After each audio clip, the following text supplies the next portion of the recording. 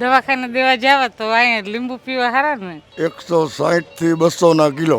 લીંબુનો ભાવ બહુ વધારે છે એટલે લીંબુ જો લેવા જ પડે, એમ કે બીમાર હોય એટલે લેવા પડે. કોઈ મહેમાન આવે તો લીંબુ લેવા પડે, તડકાના હિસાબે ઝાડા ઉલટી થઈ તો લીંબુ પહેલાં લેવા પડે. દિવસે ને દિવસે મોરબીમાં ગરમીનો પારો હાલ વધતો જાય છે. ધોમધકતા તાપમાં આપણે જીવન જરૂરિયાત એવી લીંબુની જરૂર પડતી હોય છે. કોઈ ઘરે મહેમાન આવ્યો હોય, લૂ લાગતી હોય ત્યારે આપણે લીંબુ શરબત કરીને પીતા હોય. પણ હાલ આ ગરમીના માહોલમાં લીંબુનો ભાવ થોડોક આસમાને વયો ગયો છે. તો શું ભાવ છે અને કેટલા ટાઈમથી આ ભાવ હાલે છે એ આપણે અહીંના લીંબુના વેપારી પાસેથી જાણશું. નમસ્કાર, સ્વાગત છે આપનું આરબી ન્યૂઝમાં. હું અશ્વિન રાઠોડ. પહેલાં તમારું નામ કહેશો? સુરેશભાઈ મધુભાઈ. સુરેશભાઈ, કેટલા ટાઈમથી તમે આ લીંબુનો વેપાર કરો છો?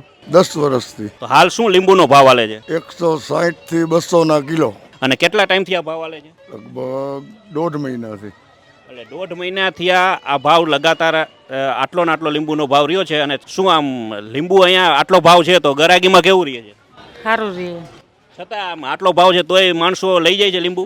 તોય લઈ જાય. છતાં જો મોંઘવારીના લીંબુનો માર એટલો લાગ્યો છે, આટલા તાપમાનમાં પણ માણસો ક્યાં જાય છતાં પણ લીંબુ લઈ જાય છે. શું કહેશો, વેપાર થઈ જાય છે પૂરેપૂરો? દવાખાને દેવા જાવ તો અહીંયા લીંબુ પીવા હારા ને. ડોક્ટરને દેવાને બદલે લીંબુ પીવે તો સારું ને. હવે અહીંયા એક બીજા પણ ભાઈ છે, હવે આપણે એની પાસે પણ જાણીએ કે લીંબુનો શું ભાવ હાલી રહ્યો છે. ભાઈ, પેલા તમારું નામ કહેશો? કરશન વિઠ્ઠલ. કરશનભાઈ વિઠ્ઠલભાઈ, તમે કેટલા ટાઈમથી આ વેપાર કરો છો? 20-25 વર્ષ થયા. તો હાલ લીંબુનો શું ભાવ છે તમારા ઘરે? 40 ના 250. 40 ના 250. હવે આ લીંબુની સાઇઝ ઉપર કે લીંબુના રસ ઉપર ભાવ નિર્ભર કરતો હોય છે. આ સાઇઝના લીંબુ હોય તો તમને 150 સુધીમાં મળી જાય. એથી મોટા અને સારા લીંબુ લેવા જાઓ તો 200 ને 250 રૂપિયા હાલ ભાવ હાલી રહ્યો છે. બેન, લીંબુ લીધા? ના, લીંબુ નથી લીધા. કેમ, ભાવ વધારે છે લીંબુનો? હા. હવે આપણે શાક માર્કેટની બહારે આવ્યા છે, જ્યાં શાક માર્કેટનો પાછળનો ભાગ છે. ત્યાં પણ લારીવાળા ભાઈ છે, એક વેપારી છે. અહીંયાની પાસે પણ લીંબુ મેં જોયા.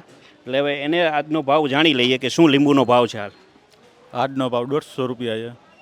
આજનો ભાવ 150 રૂપિયા છે. ગરાગી કેવી રહે છે? ગરાગી આવ માપે મેરે રહીએ. એટલે આમ ભાવ વધારે લાગે છે એટલે માણસો લેતા નથી? વધારે છે એટલે નથી લેતા. આપણે એક અત્યારે શરબતની દુકાન ઉપર આવ્યા છે, જ્યાં લીંબુ શરબત અને સોડા ને એવું બધું વેચે છે. દીપકભાઈ, કેટલા ટાઈમથી તમે આ વેપાર કરો છો?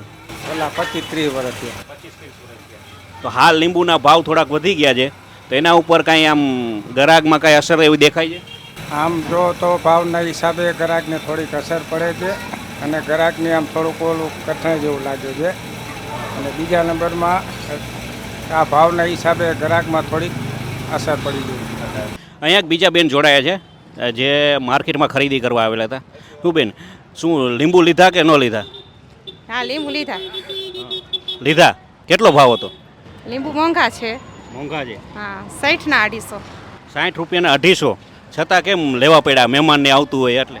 બીમારી માટે ને મહેમાની આવે એના માટે લેવા પડે. ભાવ વધારે છે ને જાજો આજુ? લીંબુનો ભાવ બહુ વધારે છે. એટલે લીંબુનો ભાવ તો વધારે, 60 રૂપિયાના 250 બેને લીધા છે. બીજું શું કહેવાનું થાય છે આ લીંબુનો ભાવ વધતા? લીંબુનો ભાવ બહુ વધારે છે એટલે લીંબુ જો લેવા જ પડે, એમ કે બીમાર હોય એટલે લેવા પડે. કોઈ મહેમાન આવે તો લીંબુ લેવા પડે, તડકાના હિસાબે ઝાડા ઉલટી થઈ તો લીંબુ પહેલાં લેવા પડે. ભાવ ઓછો હોત તો તમે 250 ના બદલે કિલો લીધા હોત ને? હા, ઓછો હોય તો 250 ના બદલે કિલો લીધા હોય તો ઝાઝા ખવાય. ઓછા હોય તો ઓછા વાપરવા પડે. જો બેનનું એવું કેવું છે કે ભાવ વધારે છે એટલે એને 250 જ લીધા છે. જો ઓછા ભાવ હોત તો કિલો એક લેત ને, અને એ પીવામાં પણ સારું રહેત. અત્યારે ઉનાળાની આ ગરમીમાંના માહોલમાં પણ આપણે લૂથી બચવા માટે લીંબુ પાણીનો ઉપયોગ કરતા હોય છે. તો આપણે આજે મુલાકાત હતા મોરબીની શાક માર્કેટમાં લીંબુનો ભાવ જાણવા માટે, અને હું હતો આપની સાથે અશ્વિન રાઠોડ. જય હિન્દ, જય ભારત.